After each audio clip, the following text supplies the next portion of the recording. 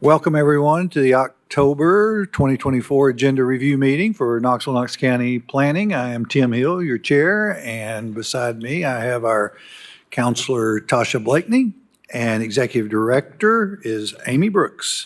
And at this time, I'll turn it over to Director Brooks. Thank you, Chairman.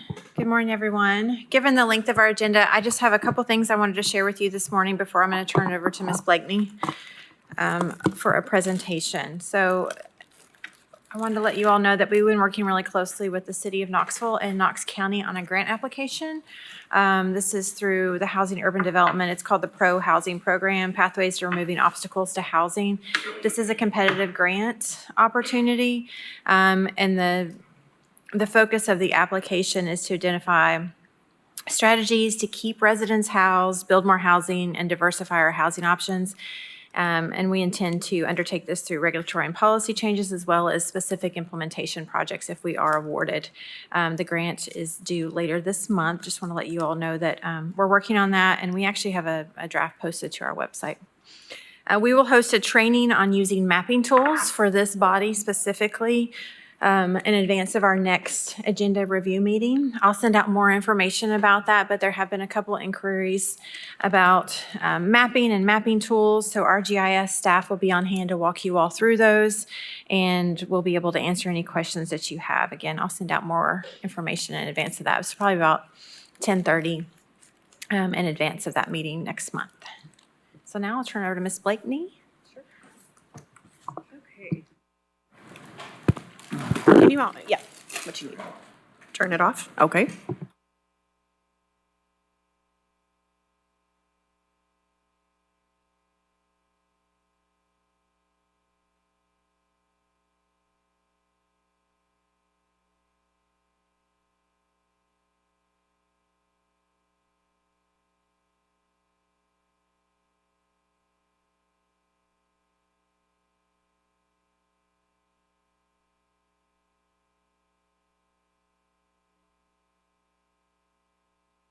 So due to the limited number of people present here today, I think we're going to adjust our agenda because the content that Councilor Blakeney has is very important, and I want more people to hear it.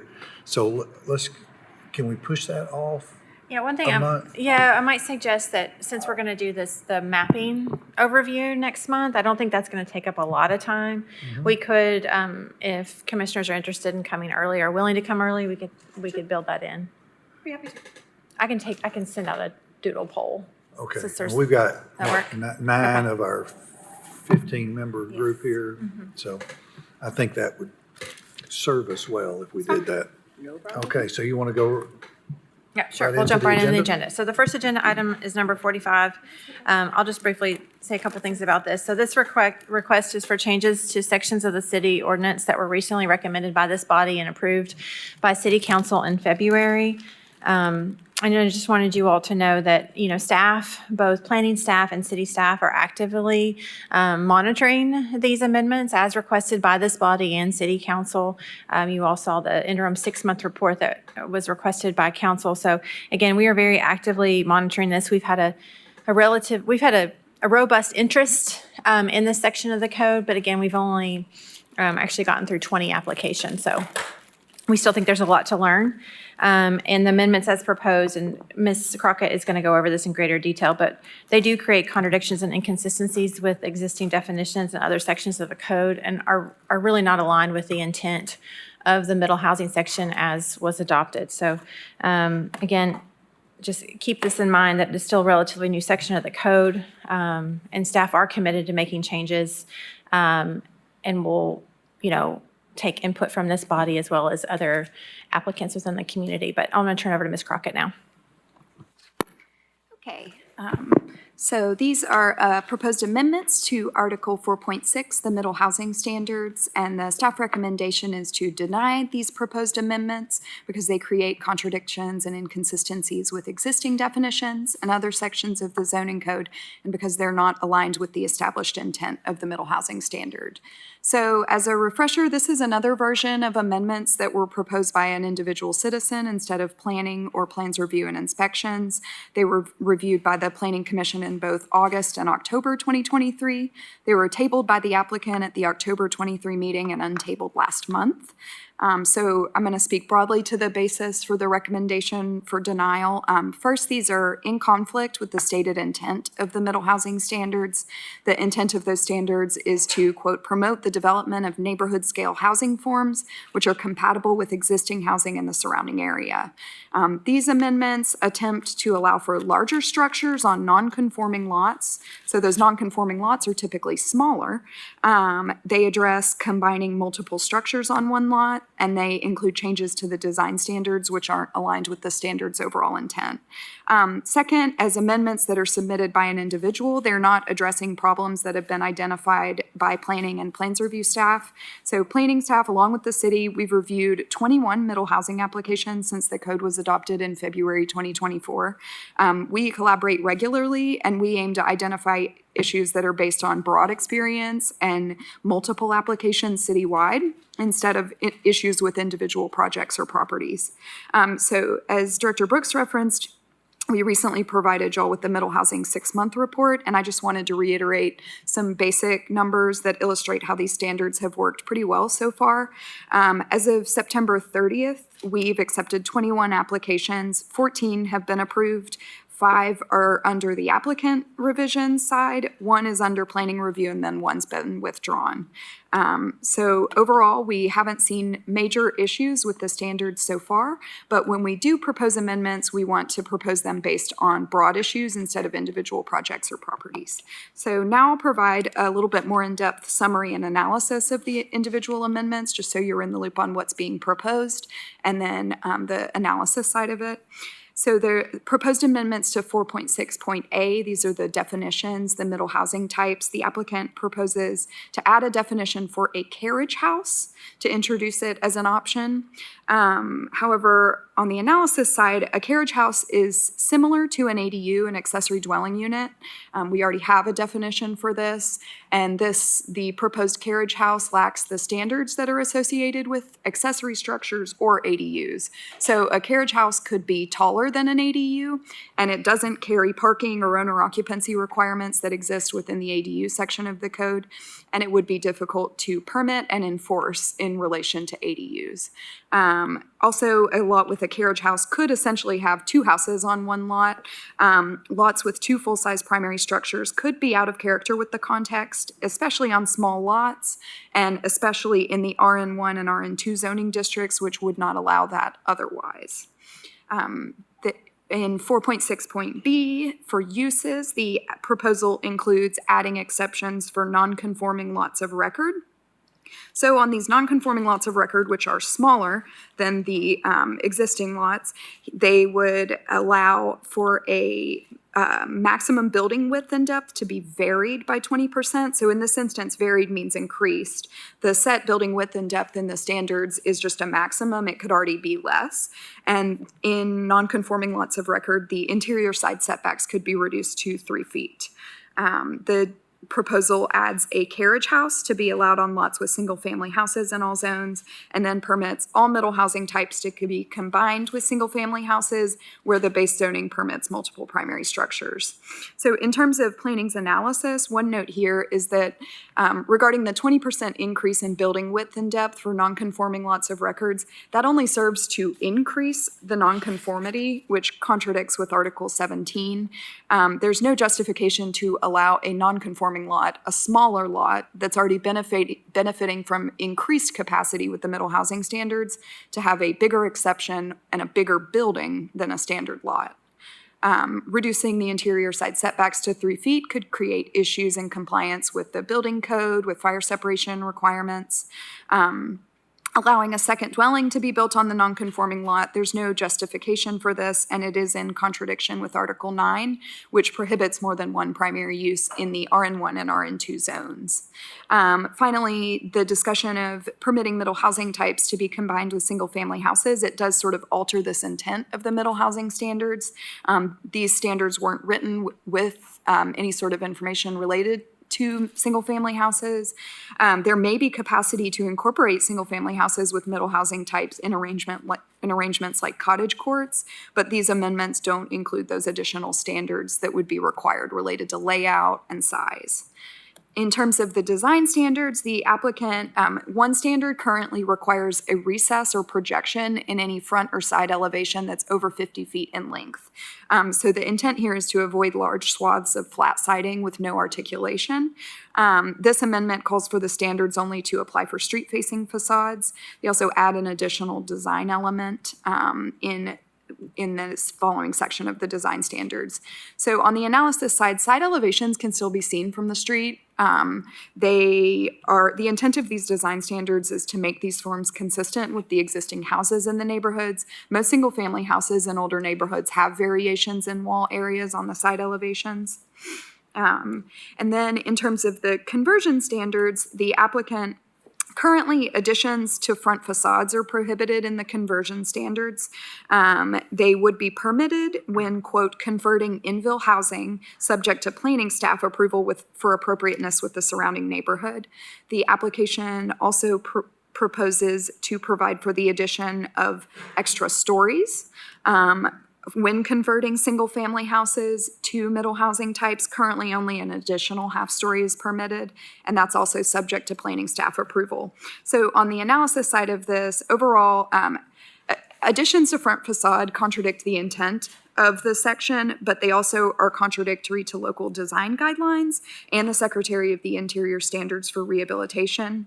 Additions can be made to front facades under the base zoning standards. Finally, we think the main issue here is that allowing for planning staff approval for an item that's specifically not permitted in the code isn't appropriate. Other types of allowance require board approval from the TTCDA, variances from the Board of Zoning Appeals, and then variations from the design guidelines, which would be approved by the Historic Zoning Commission. In terms of a full-story addition to a structure, that would dramatically alter the roof line and the height of the structure, could create significantly taller structures than the neighborhood context, so that's in conflict with the intent of this section and also local design guidelines.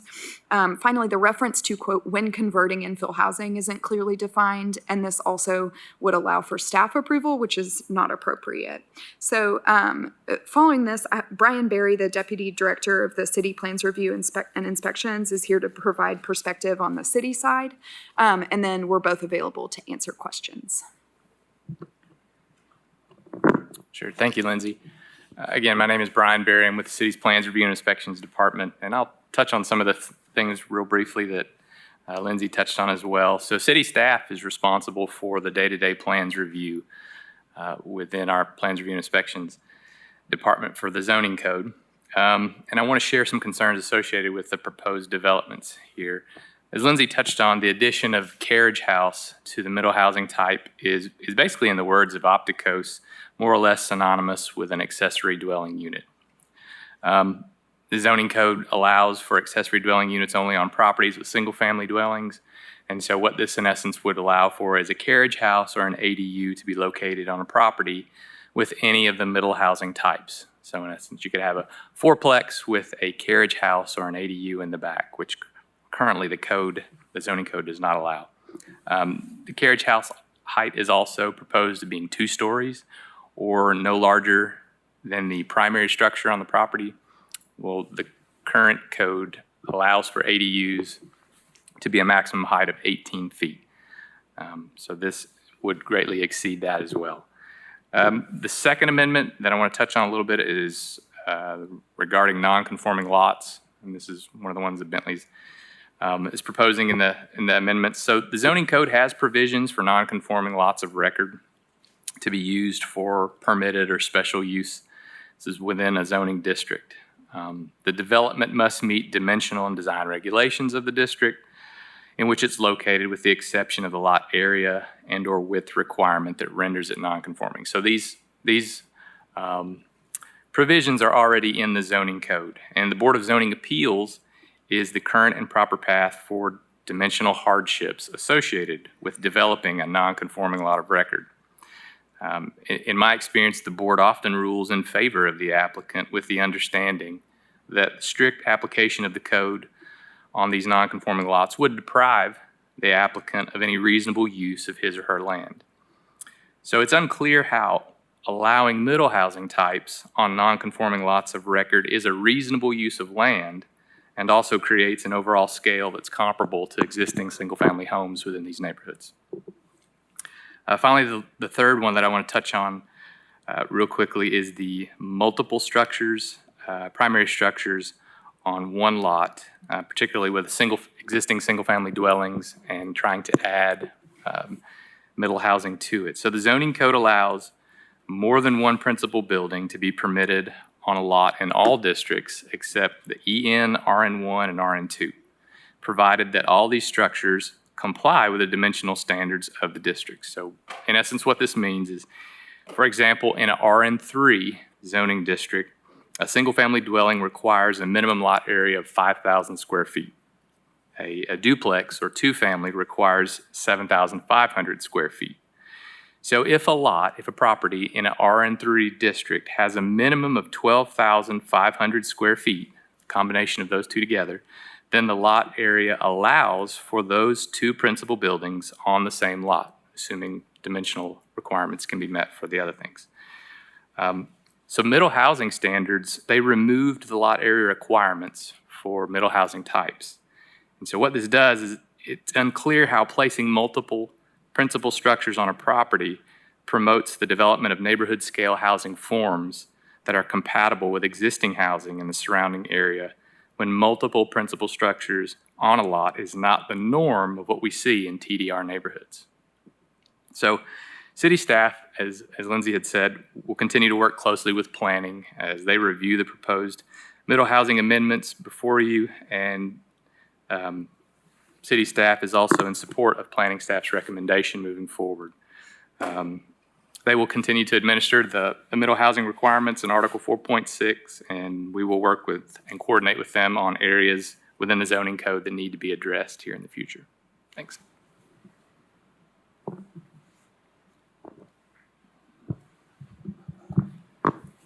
Mr. Huber. Well, first off, I just wanted to thank Lindsay for, it's very in-depth. You know, that's, and I know it takes a tremendous amount of time, staff effort. Every time one of these requests kind of rolls through, it takes up a lot of time. And anyway, I wanted to say thank you. And that was very, very good presentation, very good. And I would tend to agree in general. You know, I'm a big missing middle housing plan advocate, but I think we're kind of getting off the mark and getting too detailed. It's such a new part of the zoning that we're looking at, and I feel like this request it's really drilling down into some details. And and the other email that came out with the mapping and the supplemental information that came out is we're still evaluating. You know, we're just trying to understand what we've approved, and I think we're in the process of that. And I think it's too soon to really dig down into any of that. But thank you for your in-depth analysis on that, and I would be tending to support staff recommendation. Commissioner? Hey, I just had a quick question regarding ADUs. That currently ADUs can be used as rental units in addition to the primary structure. Is that correct? You could have two different essentially rentals on the property? That's correct, yes. Okay. Just wanted to confirm my understanding there. Thanks. Any other questions? No? Okay. Thank you both. Okay, now we'll turn it over to Mr. Reynolds to talk about agenda item number 26. I'll take just a minute to.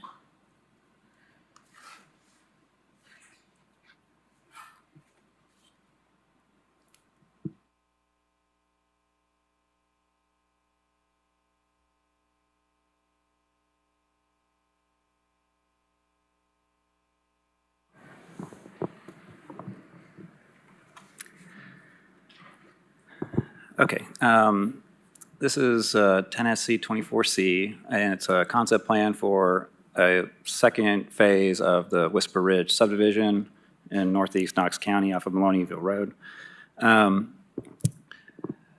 This Whisper Ridge subdivision was originally approved back in 2005, and you can kind of see the existing houses on the right side of this development. There's more houses in this development than shown, but this Whisper Ridge was always intended to come onto this site. The property was zoned to planned residential up to 3 dwelling units per acre back in 2005. This phase has never developed, so now they're finishing off. The original road layout was fairly similar to what we see in this plan, except for the middle road here, one on the right, ended in a cul-de-sac. This proposal loops it back around to connect into the main road again.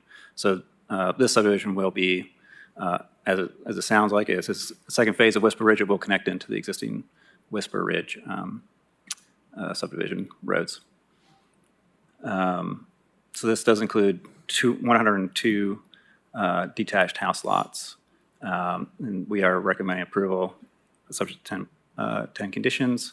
Some of the notable items with the conditions is just some things, site distance easements, which are pretty typical. There is a stub out proposed in the northwest corner of the property to the large property to the southwest. And then geotechnical study is required for some of the sinkholes on the site, just to make sure that they're not sinkholes. If they are sinkholes, they will need to combine some lots to get the buildable area outside of the sinkholes. This is kind of hard to read on the screen, unfortunately, but just kind of give you an idea of where this property is. Gibbs is to the north. Tazewell Pike is here. Washington Pike to the southeast. So it is kind of a little bit isolated. Three Ridges Golf Course is just to the south, which is this large public, quasi-public blue areas where the golf course is. The zoning around the area is predominantly agricultural with RA, just a little bit of RA to the north, but this planned residential zoning has been here since 2005. So one aspect of this, the property does have split place type on it. The lower half is suburban residential, and the upper portion is rural living. Suburban residential is, it allows consideration up to 12 dwelling units per acre. It is primarily a single family detached, but does allow for other considerations like attached type houses. This is all detached houses. Rural living, as it sounds like, it's supposed to be in a more rural location. This property, rural living place type does allow consideration up to 2 dwelling units per acre. This property is zoned at 3 dwelling units per acre. But one aspect is that in the growth policy plan, this whole area is still planned growth, not rural area. And typically when you see the rural living place type, it's going to be in the rural area in the growth policy plan. In this case, it's not. It's one of the kind of outlier areas from that perspective. So the growth policy plan does not restrict the density on the property. And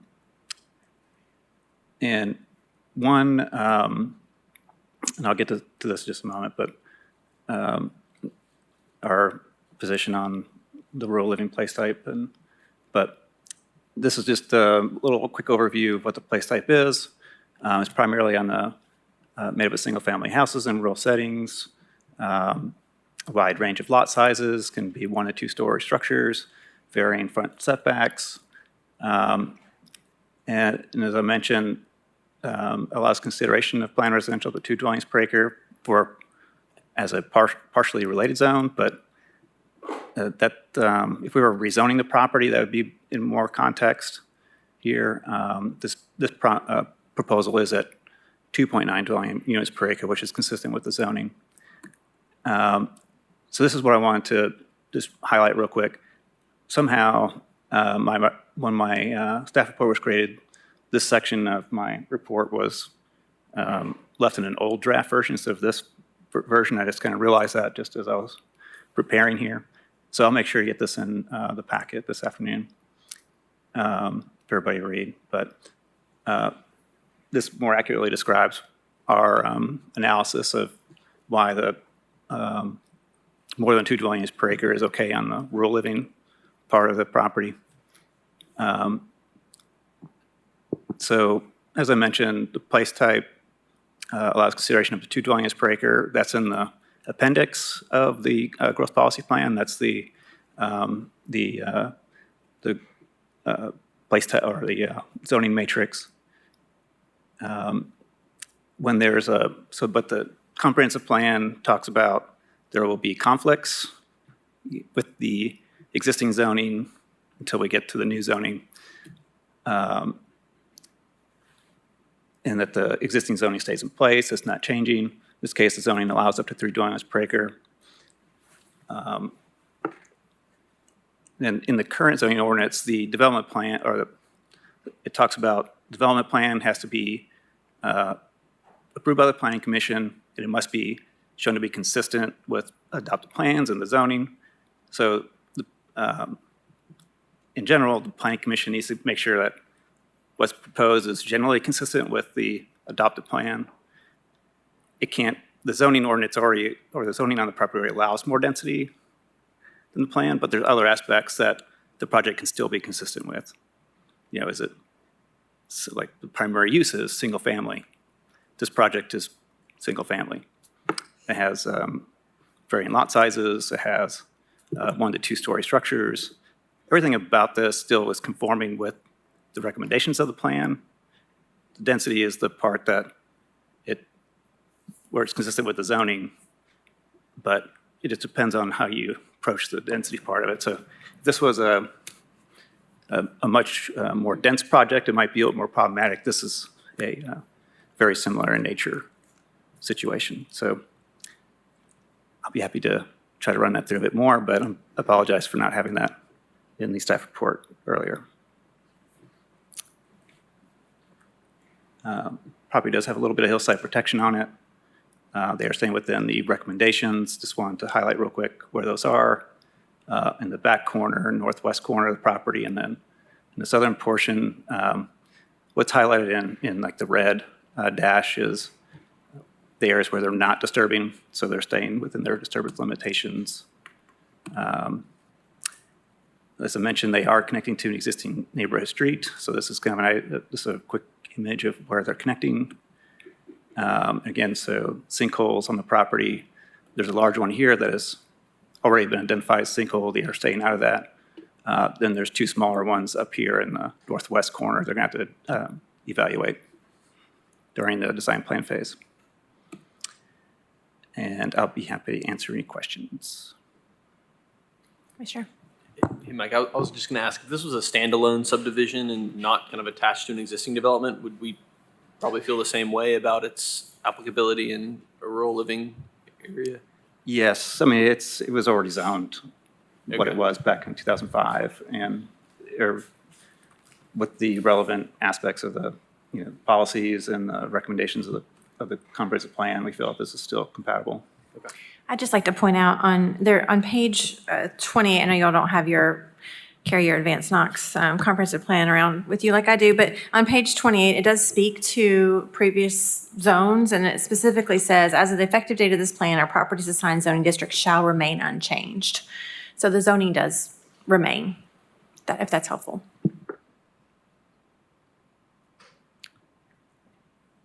I think this is kind of a similar question to Commissioner Briggs about to me, it seems like this is just one that it's kind of a timing issue. Like it's adhering to what was intended. It's going through, and the only reason we're really kind of giving it a little extra attention is because of the new plan that's come out. But is that a fair statement? Okay. All right, thank you, Mr. Reynolds. Now we'll switch over for the next 3 items to Kelsey. So the first item, or I'm sorry, to Jessie first. Where is Jessie? There she is.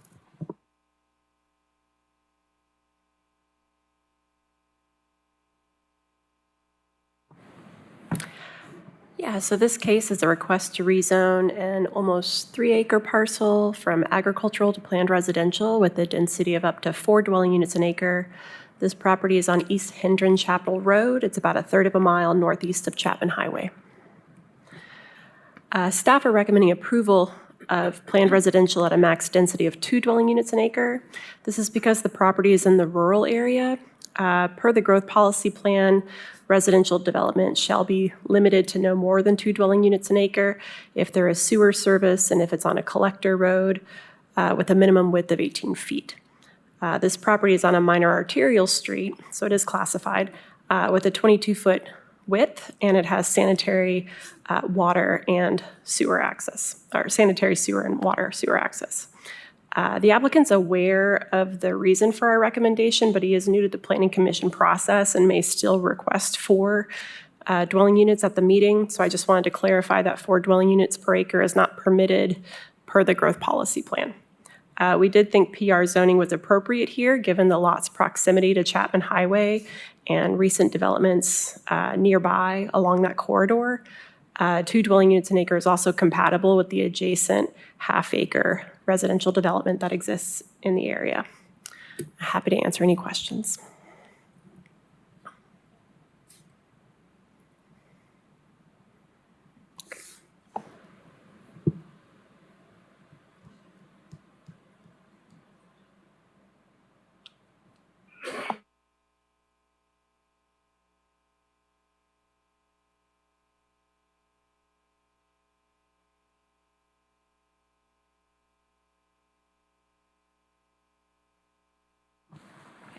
Any questions for Ms. Hillman? I have a question, but it's not about this case. The PDF that I have showed 19 as being the next one that we talked about. The printout in front of me has number 21. Yes, that was originally on the agenda, and it was removed because the condition, the no disturbance boundary condition for that rezoning, the applicant was agreeable to it, so. I can ask you a question about it after. Sure. session. Okay, so now we'll move on to agenda items number 6 through 9. These are street name changes, and staff has received a number of calls in opposition to these items, these 4 items.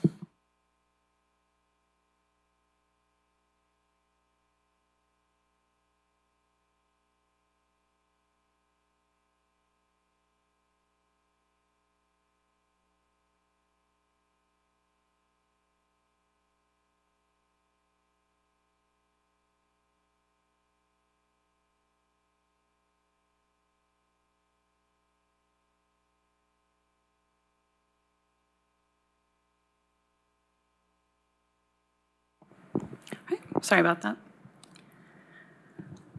Okay, these are street name change requests for 10-A24 and C, 10-B, 10-C, and 10-D are part of Phase 2 and Phase 3 of the Shawd Road Realignment Project.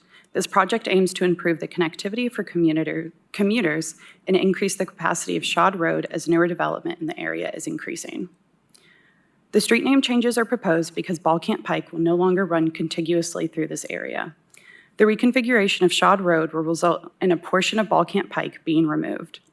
So there will be non-continuous sections of Ballcamp Pike. These streets can pose safety concerns in the delivery of emergency services, as they can be confusing or misleading, which could slow response times.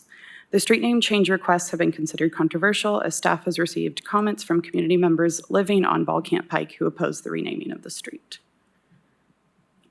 Are there any questions?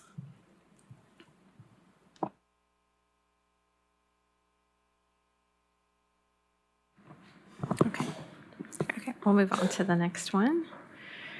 Agenda item number 13, yes, make sure I have the right one here. We're recommending denial of this request and the following one.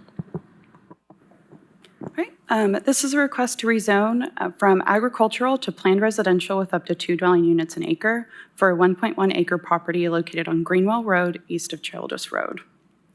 The surrounding area consists largely of agricultural zoning with some planned residential and low-density residential zones half a mile from the subject property.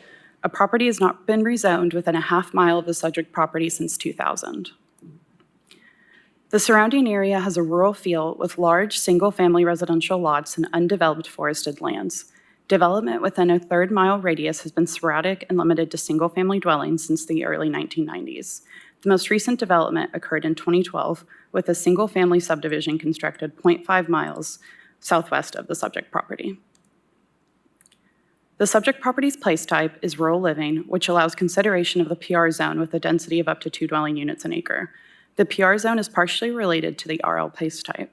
For partially related zones, additional approval criteria are required per Appendix H of the comprehensive plan. The rezoning meets the first one of these, as the allowed land uses in the PR zone aligns with the preferred housing mix of the RL place type. Pictured is a view of the subject property from the south. Access is via Greenwell Road, which is technically a major collector street. However, it is an unstriped road with a pavement width ranging from 17 feet to as narrow as 13.5 feet in some locations. This subpart road is not suitable for additional lots or dwellings. There is a possible sinkhole at the front of the property near the 1200 contour line, and the rear of the property is relatively steep, with slopes ranging between 25 and 40%. The subject property is within the rural area of the growth policy plan. The rezoning does not comply with policy 4.3 of the growth policy plan, which requires future residential development in a rural area to be on a collector road with a minimum pavement width of 18 feet. As mentioned previously, Greenwell Road is unstriped and as narrow as 13.5 feet in some locations, which does not meet this requirement. The rezoning is inconsistent with Comprehensive Plan's Implementation Policy 9.3 to focus growth in areas already served by adequate infrastructure, and 9.5 to avoid approving isolated developments where infrastructure is inadequate or yet to be planned. Knox County does not have a road improvement project planned for Greenwell Road in the foreseeable future. Staff recommends denying the planned residential zone with up to 2 dwelling units an acre because it is inconsistent with the Comprehensive Plan and the Growth Policy Plan. Are there any questions?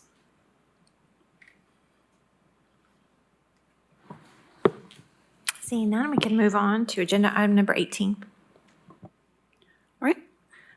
This is a request to rezone from planned residential with up to 3 dwelling units an acre to office, medical, and related services for a 12,495 square foot property located on High Meadow Drive, east of Level Road, at the entrance of an established residential neighborhood.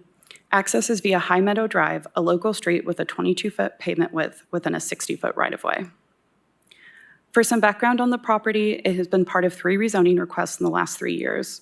In 2021, the subject property was rezoned from OB and TO to planned commercial, low-density residential, and TO. The property was rezoned again in 2022 to planned residential with up to 3 dwelling units an acre in TO. The surrounding area has a mix of residential, commercial, and office developments along Level Road. In 2023, the subject property was subdivided into 3 lots, and 2 single-family homes were constructed on the 2 newly created lots adjacent to the east of the subject property. The subject property's place type is corridor mixed use and hillside protection in the Knox County Comprehensive Plan. The OB zone is listed as directly related to this place type, and the allowed uses in the OB zone align with its intent. The OB zone is intended to provide for professional and business offices and related activities in centralized compact location. The OB zone allows uses similar to others in the vicinity and is generally considered a transitional use. However, some of the allowed uses would be problematic for the site, such as clinics or multifamily developments with up to 12 dwelling units an acre, which on this property could yield up to 3. This property is only 0.29 acres in size, and a non-residential use would require a parking lot. Between the building and the required parking, the TTCDA development metrics for ground area coverage and impervious area coverage may be challenging to meet. Space on the property is limited, and a non-residential use would be challenging to fit on the property while also meeting setback landscaping and parking requirements of both the TTCDA guidelines and the Knox County Code. The needed parking for most service-oriented and office uses could lead to on-street parking, which could disrupt the neighborhood's residential character and bring non-residential traffic to High Meadow Drive, a residential street solely intended to provide access to and from the neighborhood. The potential adverse effects of the rezoning do not comply with the Comprehensive Plan's Implementation Policy 2 to ensure that new development is sensitive to existing community character. Because of this, staff recommends denying the OB office, medical, and related services zone because it would be an encroachment of a non-residential zone at the entrance to a residential subdivision. All zoning requests within the Technology Overlay Zone require approval by the TTCDA Board. This rezoning request was denied by the TTCDA Board at yesterday's meeting. Are there any questions?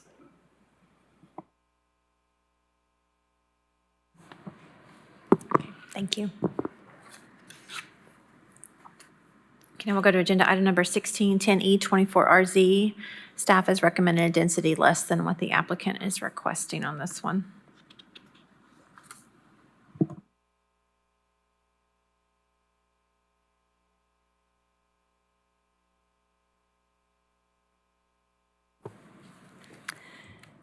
This is a rezoning request from RA to planned residential up to 6 dwelling units an acre at Woodson Drive and Thurman Lane on 1.89 acres. In 2010, Thurman Lane was extended in front of this property and widened toward the intersection with Woodson Drive to approximately 20 feet in width. There's also a crest on Woodson Drive where the hill blocks the view at Thurman Lane. But in 2009, some vegetation was taken down on adjacent properties shown with that red line. And there's a site distance easement recorded through the property. The recommendation is for 4 dwelling units an acre. The PR zone is partially related. So the proposed PR zoning is compatible with RA, which allows about 4 dwelling units an acre. And it's also compatible with the PR zoning of 3 dwelling units an acre to the west. The area features a range of lot sizes, including attached houses on the scale of a single-family home. Houses, duplexes, multi-dwelling structures are permitted in the PR zone. At the recommended density of 4 dwelling units an acre, this property could have up to 7 dwelling units, which would just be an additional 3 units, which we're not anticipating to adversely affect the surrounding environment.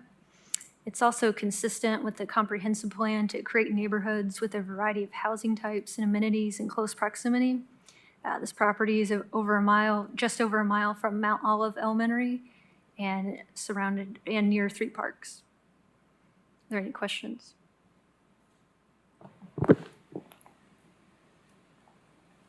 Does the applicant know that 4 dwelling units per acre was allowed? Yes, we've discussed this. I think they want the higher density of at least 5, maybe 6 dwelling units an acre that they'll ask for.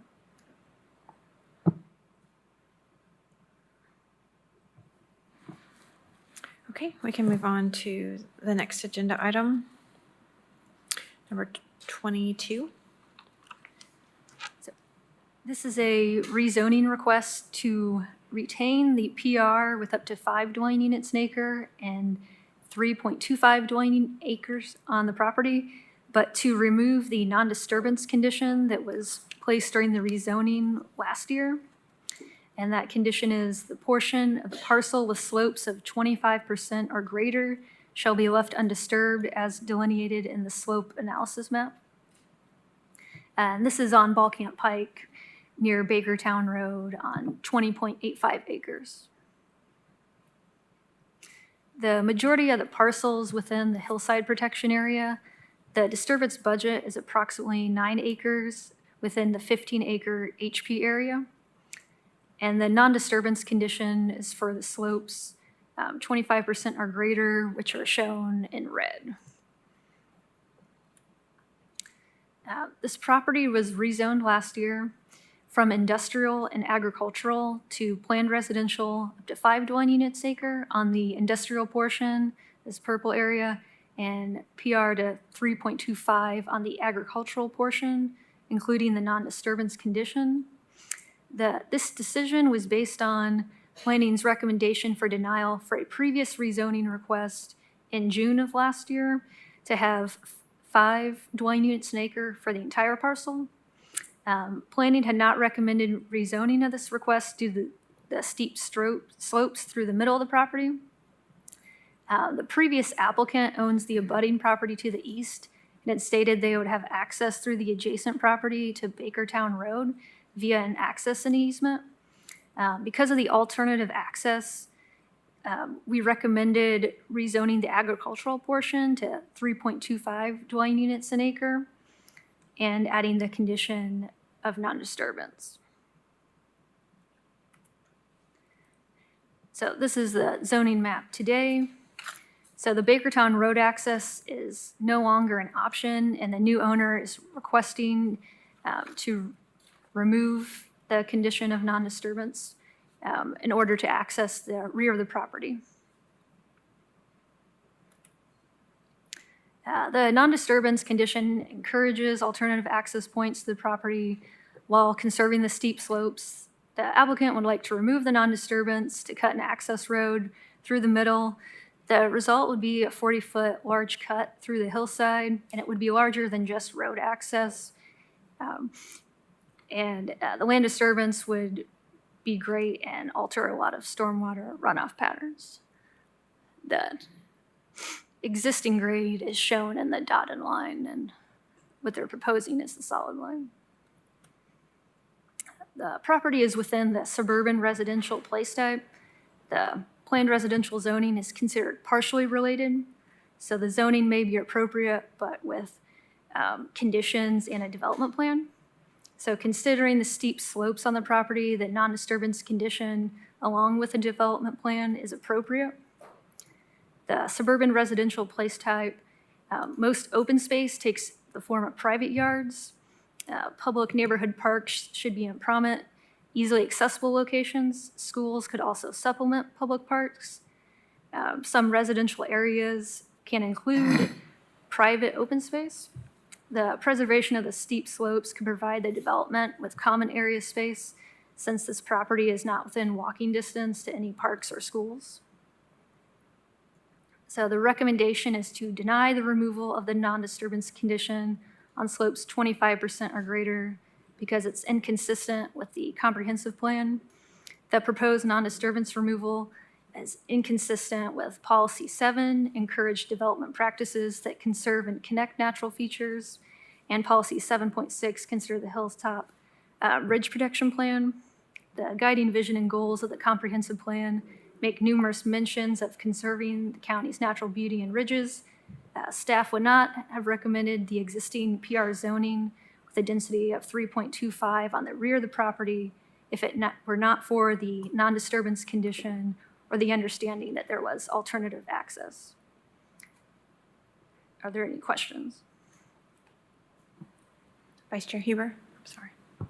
Yeah, question, and I'm trying to find it in the report, but so you've put a non-disturbance budget, right, in general, and in that way you're doing those? What's the disturbance budget on that you recommended? So the disturbance budget is 9.46 acres. Okay. So I guess I'm curious, and I follow what you're saying, but at the same time, I have a concern, I guess, about it's effectively bifurcated the property. How do you ever get to the back if they don't, because they don't have direct access to Bakertown now. They may have had an agreement with somebody in the past with some sort of access easement, but it sounds like that's gone away. So I'm a little concerned that we're taking a landowner and just not allowing them to access their property with this. But I guess what my question to you is, do you think they could, in that 9 some odd acres of disturbance budget, could they get a road through that middle section of the steep area? I know it would have to be graded out, and I'm not trying to deliberate right now. I'm asking the question. So we have a disturbance budget, but there's also tacked on there that you can't disturb anything over 25%. I think I've made an opinion, my opinion known that I think this stuff needs to be addressed at the concept plan and the development plan, not necessarily at a rezoning, because you don't really know at this point, what can be done and what can't be done until the civil engineers take a real hard look at it. So my question, do you think they could fit a road through there if they still stayed within the disturbance budget that you had recommended originally? We haven't seen a plan to do so, but so I'm not sure. Which gets back to the development plan and the concept plan. So, okay, thank you. Mr. Adams? Yes, it seems like, I think I have a similar sort of question, but it seems like the rezoning request and assessment right now would be informing that concept plan and development plan, so what they can really do on this parcel. And my question is, because this map doesn't make it clear to me, but what options would then exist for access? I'm not asking you to draw up the plan, but just to understand clearly, like, what are the options for the developer to provide roadways for the development? Can someone answer? Well, and I'm sorry. Yeah, and that's, it kind of gets back to my point again, is you don't really know these things until you actually hire a civil engineer and do the surveys, understand the actual slopes to show what the road would look like and where you can access and where you can't. Well, maybe I'm not actually asking for the engineering aspects, but just what roadways exist currently. Because the map. I got you. Yeah. Yeah. So they have frontage on Ballcamp Pike. Okay, so that's one access point. And is that the only access point? Yes? Yes. Okay, that's fine. Any other questions? Okay. Now we'll move on to item number 41. This is a concept plan for 21 single-family lots at the eastern terminus of Yosemite Trail and the northern terminus of Farland Drive. The property is zoned RN1 single-family residential with the HP overlay. The RN1 zone requires minimum lot sizes of 10,000 square feet. The proposed lot sizes range from approximately 10,000 square feet to 35,000 square feet and are generally equivalent to the lots in the adjacent neighborhoods. The public roads, Yosemite Trail, will no longer be connecting with Farland Drive. They will dead end with cul-de-sacs. The south side of Yosemite will be subject to larger front setbacks, which align with the existing average block face.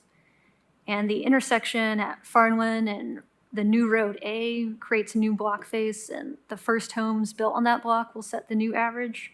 So the rest of the homes are shown with the minimum 25-foot setback. The connectivity between the neighborhoods were removed in response to concerns by the neighbors. So planning is conditioning a pedestrian connection between Yosemite Trail and Farland Drive, and it's shown on the plan at the end of the cul-de-sac on Yosemite, kind of zigzagging to the cul-de-sac on Farland Drive. Since the neighborhoods do not have sidewalks, the connection could be more like a greenway, such as paved asphalt or a stone trail. I'm sorry, could someone use a pointer or something to? Oh, sorry. The pedestrian connection kind of goes through here. And this is a common area for this side of the cul-de-sac, and there's a common area over here.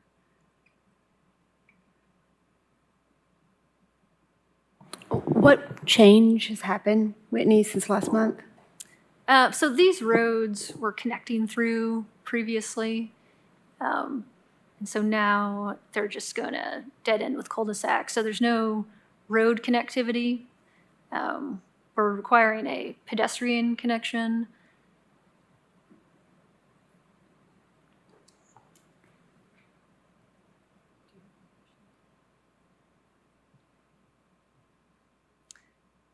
So is there one, I guess I can't read that.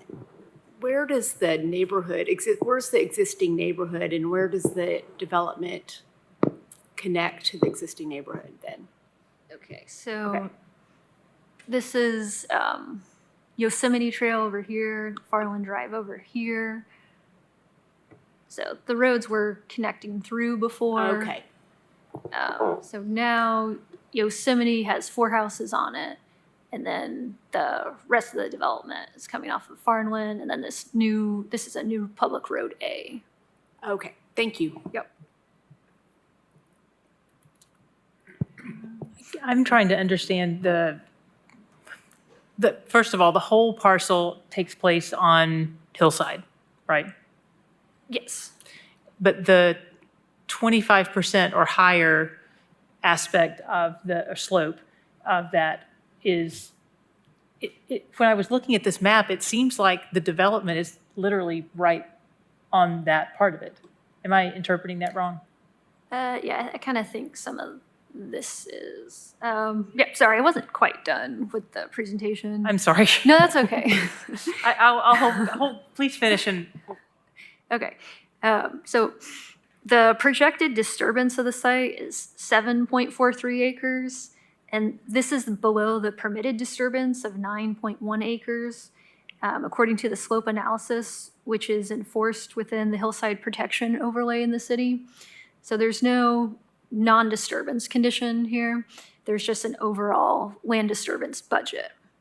And so they're complying with those requirements of the zoning ordinance. The grading is kept concentrated closer to the streets, preserving slopes around mostly the perimeter of the property. There is a condition for the final plat to include the maximum disturbance limitation line. So each lot must be allocated a certain amount of land disturbance. And this is to keep individual lot owners from coming back later and disturbing more of their lot over time. There's also a condition to maintain a 25-foot non-disturbance buffer next to the detention pond area. On the north side of the property, this is adjacent to the community pool next door. And there's also a natural gas easement running through the lots here.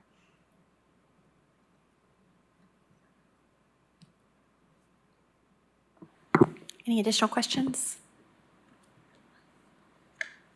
Okay, thank you, Ms. Warner.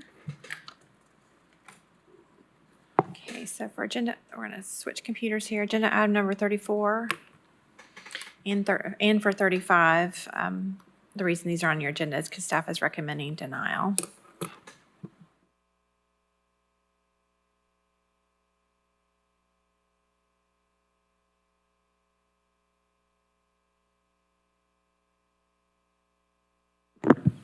Thank you, Amy.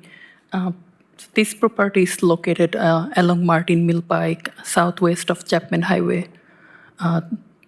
Like Amy said, we're recommending denial. The property has an HP overlay, which would be retained.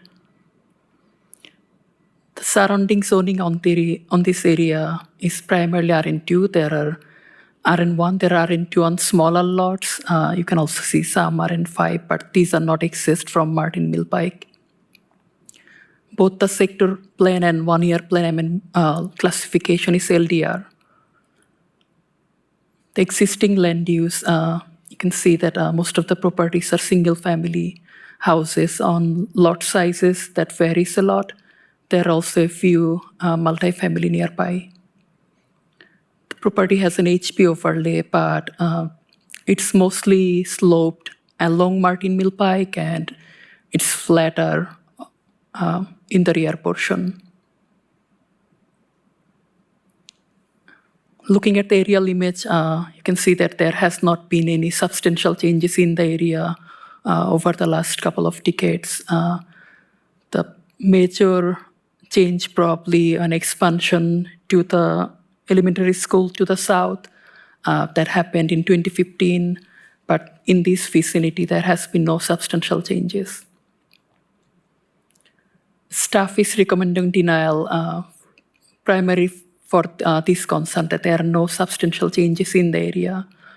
The use between RN1 and RN2 are the same, but there are considerable differences in the dimensional standards, including a reduction of the minimum lot size from 10,000 to 5,000.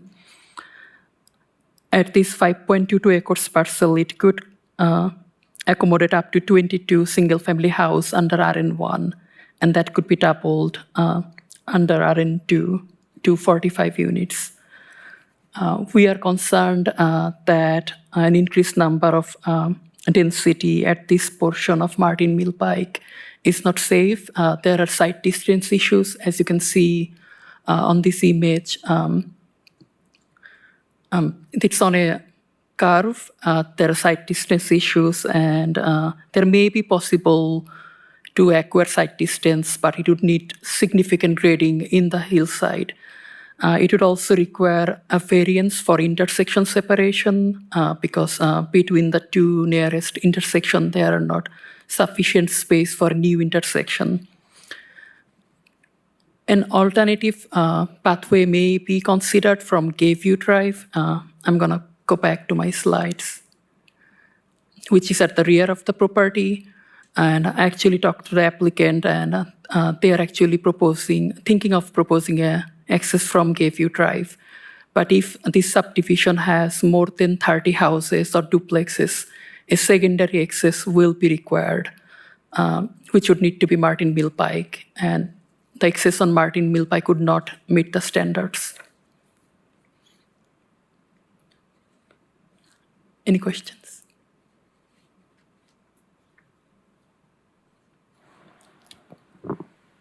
Okay, we'll move on to agenda item number 35.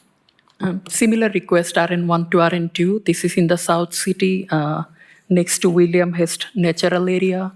That is to the west.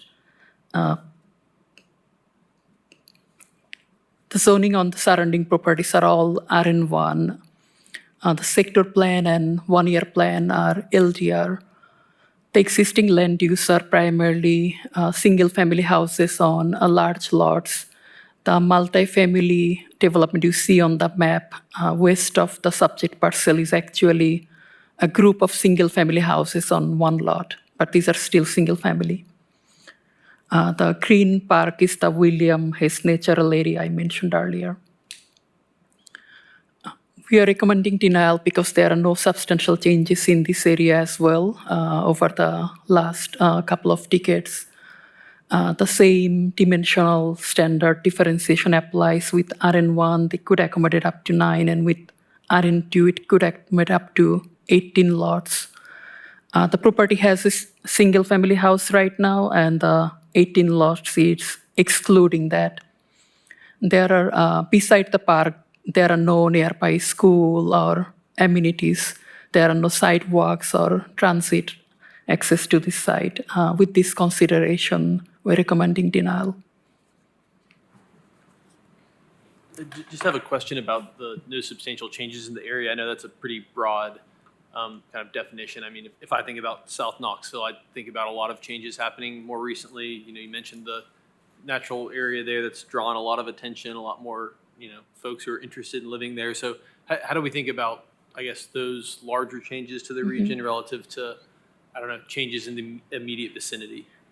I think another issue with this is the accessibility, like it doesn't have any sidewalk, doesn't have any transit. So the changes that are happening in greater area, the property doesn't have good access to those amenities. Okay, so we're zooming in more on the, I guess, property itself as opposed to the kind of broader, I guess, sector within the city. Yeah, looking at the overall infrastructure, so not just, you know, sidewalks, but also the road infrastructure. Has there been any improvements to that? And there hasn't been in this area. And I don't think there's any currently planned. Okay, that's helpful. Thank you.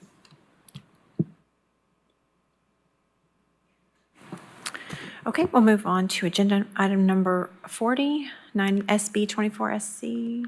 So this is a concept plan for a city property along Middlebrook Pike. It's a 20-lot townhouse subdivision in the RN5 district. We are recommending approval. It includes 2 variance requests. I'll primarily focus on these 2 variance requests. The first request is related to intersection separation between Middlebrook Pike and the road they are proposing to reduce it from 300 feet to 185 feet. And the second variance request is to reduce the minimum common area buffer strip between the northern row of lots and the Middlebrook Pike right-of-way from 25 feet to 10 feet. If you look at the aerial image, neither Middlebrook Pike nor Broom Road has sufficient depth or width to meet the required intersection separation. So in Middlebrook Pike, the distance between Broom Road and Bennett Place is about 640 feet, and you'd need 800 feet to meet the intersection separation all Middlebrook Pike. Along Broom Road, from the center line of the road to the southern boundary, it's only about 310 feet, so it's also not possible to meet the requirement along Broom Road. And between the two, TDOT prefers that access should be via Broom Road. That is less busier and not a state route. Broom Road has other restrictions that further dictates where the access should be. So these are street view looking north and south. As you can see, there is a blind hill looking south from the property's access. So the proposed access is where the property can have the required site distance. There is, I believe, I'm looking at my notes, sorry. The required site distance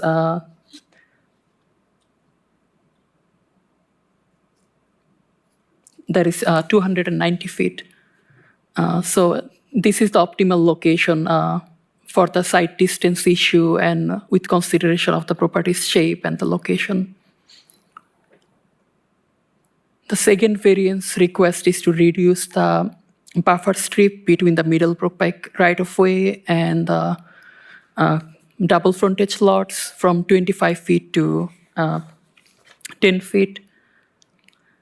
City of Knoxville Engineering, this is primarily due to the shallow shape of the property, and the engineering department and TDOT have no objection to this reduction.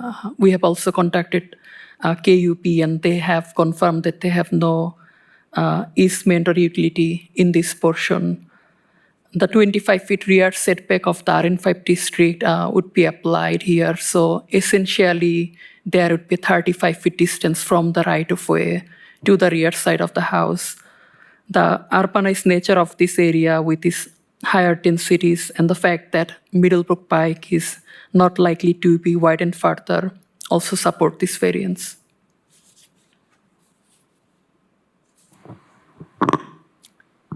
Questions? No. Okay, we'll move on to the last agenda that we have. Item that we have is item number 44. The applicant is not in agreement with one of our conditions. This is a special use case.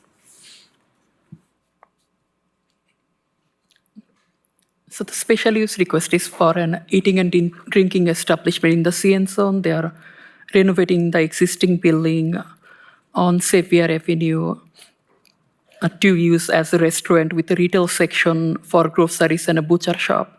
The retail section is permitted by right. They need the special use for the eating and drinking establishment part that includes 44 sittings in total.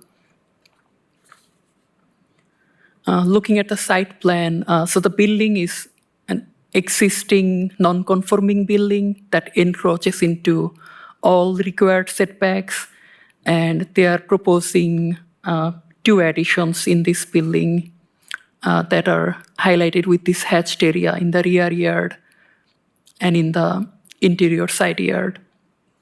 These additions are permitted by Article 17.1.a that states that non-conforming structures may be enlarged along existing setback. So the existing setback is determined by this line, and they are not increasing beyond that. So that's why this addition into the setback is permitted. Because this addition is less than 30 feet, they would also not be required to provide any landscape screen or any foundation landscape. They would also be exempt from the design and standard of the CN zone. So they're proposing exterior smoker at the rear yard that is next to this house, and we're recommending a condition that no exterior cooking appliance will be placed along any of this rear boundary or the interior boundary that abuts two houses. And like Amy mentioned, the applicant is in disagreement with this condition.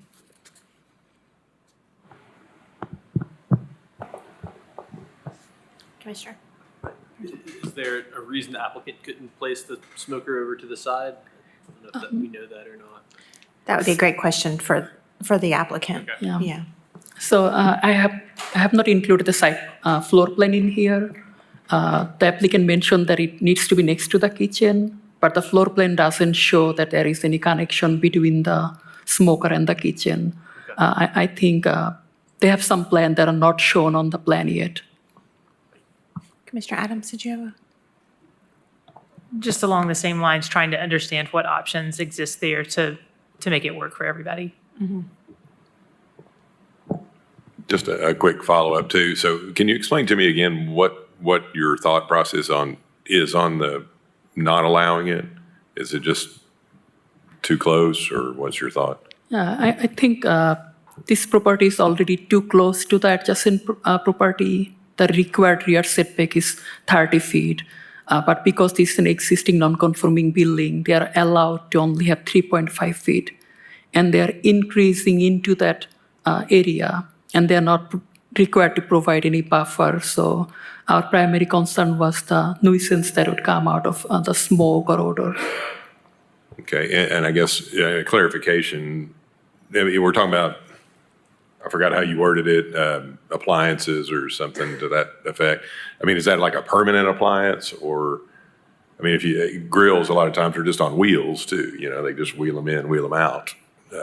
So I guess maybe put some thought into some clarification on, okay, I get it, we can't have an outdoor kitchen over there, but some things are movable, and they could even take it in and out during different times. A football game on Saturday, and they want to roll it out and just do it for that day, and then they bring it back in. Just a thought, putting that out there. All right, thank you. Commissioner. Is it a safety issue? I mean, I know that road's real thin through there. Like a bunch of smoke, going out through the road. So I believe this would not be applicable for the performance standard that we have in Article 10.5, which are more related to industrial kitchen. I think our primary concern is the adjacent house, and I discussed that whether the applicant would be considering a different location, but they wanted it to be closer to the kitchen. Yeah, I don't think our concern is with the smoker itself. It's just the placement of it adjacent to that existing residential unit. And that there's an, our thought is there's other opportunity to place it in another location that's not directly adjacent to that home. Is it also that the issue is more about smoke and odor rather than sound and light? Yes, correct. Any other items that commission would like to bring up, discuss? I think we might need a little more time for that one. I was just kidding. I just wanted to Make sure you mention it every time. Yeah, all I right. have one announcement. Well, okay, go ahead, Director Brooks. Director Snowden had asked me to make an announcement to all of you all. I know there's a lot of people concerned with what has happened in Upper East Tennessee and Western North Carolina and elsewhere in our country, but Mayor Jacobs and his staff are organizing a water drive all week. So if anyone is so inclined to take water over there and drop it off at 205 West Baxter, they would greatly appreciate it. He just want to make sure that you all knew that. That would be happening all week. Thank you. All right, if no other business, we're adjourned.